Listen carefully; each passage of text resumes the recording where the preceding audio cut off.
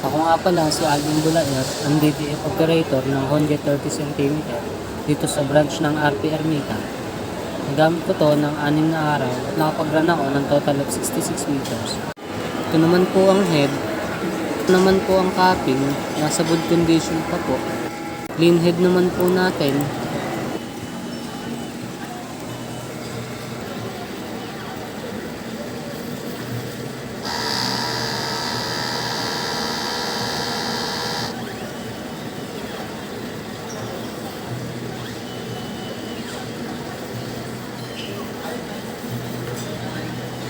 Tapos po natin mag-clean head, punasan po natin ng wiper.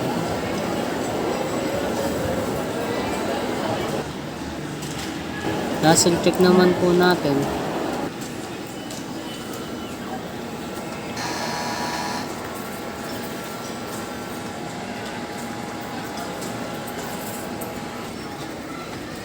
Ito naman po ang waste tank. Pinapalitan ito every Friday. At nandito naman po ang kanyang ABR. Ground wire. Dito naman po nakalagay ang use ink, solution at powder. Dito naman po nakalagay ang unused powder, solution, ink at film.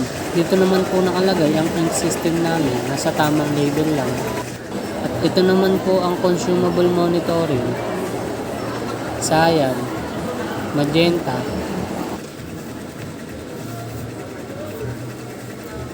yellow, black, UTF white,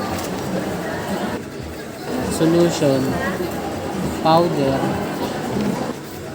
film, at daily checklist.